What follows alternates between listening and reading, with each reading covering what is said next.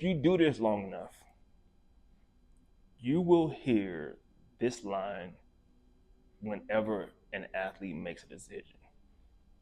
He's making an emotional decision. His parents too involved. He don't know what he's doing. Those three you're gonna hear often. And then it's usually the person who's saying it when they didn't get what they wanted from the athlete. Either the parents were smart enough to see through the nonsense and they was like, no, we're not gonna do that, or the athlete really just didn't vibe with how he talked to him or how she talked to him, and they'll say, oh, he's making an emotional decision. Or you could look at it from a different lens. Who benefits from these decisions? That's what I look at. Like whenever I hear people saying, "Oh, he made the wrong decision, he made the wrong choice," or "He only went over there because of the money," or it's like, why are you complaining so much about somebody else's decision? Then you realize because they had some sort of incentive on the line, right? Like the dad who believes that the athlete chose a coaching staff over him. Like remember we had that a few years ago where the dad where the mom said it first, but the dad was like, "You gonna listen to them?" And I know what's best for you, right? And this was like on a prep school level. This wasn't even like on the big money level. And I thought about it. The dad was living through the athlete. He ain't make it to the highest level. He ain't take the right route. So when they saw that the athlete was making this decision for their career, for their betterment, for what they thought was good for them in the future, the dad didn't agree with that decision. He felt like he should have made this decision.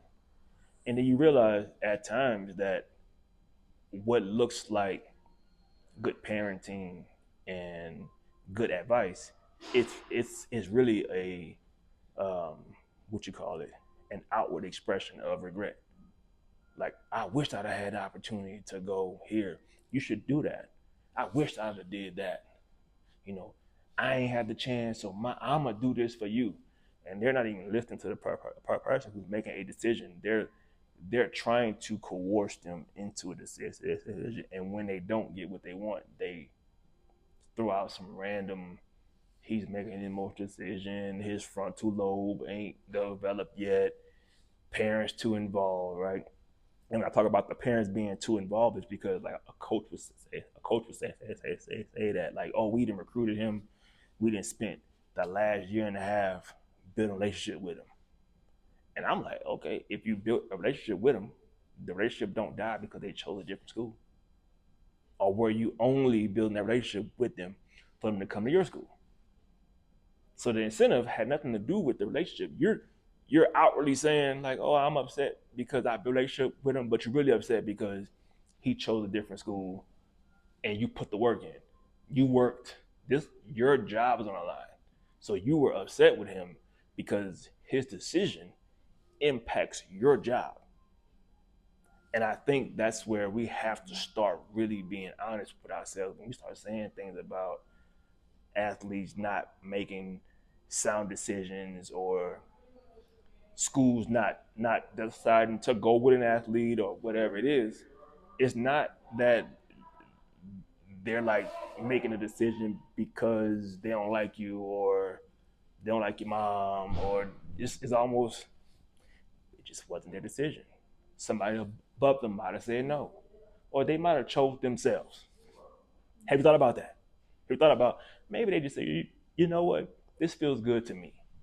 I've consulted with the team, I've consulted with my tribe and my village, but at the end of the day, thank y'all for the advice and the consultation, but I'm gonna choose this, and you go with that because if you're gonna give advice, you're gonna advise them through the ups and downs. If you're an advisor, then you advise. You don't only advise when it's beneficial to you. That's not advice. That's manipulation. And I think we got to start looking at like people's intentions and what they're incentivized to do. And I think incentives come with like money and bonuses and checks and stuff, but sometimes the incentives be invisible. I feel good, or you're part of my portfolio, or I trained you for one day. Now I'm gonna add you to my marketing. Yeah, I let you come train with me for free just to post you. And these are the type of things that go on in this space that nobody doing anything for free, right? If it's free, then get a product, right? But you're gonna always hear, like, especially now that there's these contracts involved, a lot of people will feel like the athlete made a decision or the school chose to go a different route for XYZ. And it's usually something so shallow. Oh, he's emotional. He don't like how I coach. Oh, the parents are way too involved. That parent part bugs me a lot because if you can't sell an athlete on we're a family and then try to separate them from their family. It's like, what are we talking about again? And most smart athletes or humans can see right through it. And it's almost like we get blindsided because they saw through your nonsense and chose to do something else. Man, I was calling them, I was DMing them, I was FaceTiming them, I was talking to him, and he still went to a different school. Well, because whatever you was doing, he saw your incentive didn't match with his incentive, and he went somewhere else. That's the nature of this business. Like, you can throw as much money on it as you want to. Throwing more money on it to a sane human is gonna say, yeah, that money sounds good, but our incentives don't align. It just doesn't make sense for me and my future. You may have everything that checks off the box superficially, but over here, nah, I don't know, man. I don't know if I'm gonna even be here in 6 months. So you gotta start digging deeper on the conversation. When the headline come out, he left because it's never why they left. But it's easy to say that's why he left because that's the easiest scapegoat. And in this space, I get tired of hearing everybody talk about he's too emotional, he left because the parents too involved, or he's chasing XYZ. No, he left because some interaction they had with somebody on staff or in that environment showcased an incentive that did not match with what they were trying to do. That's why they left.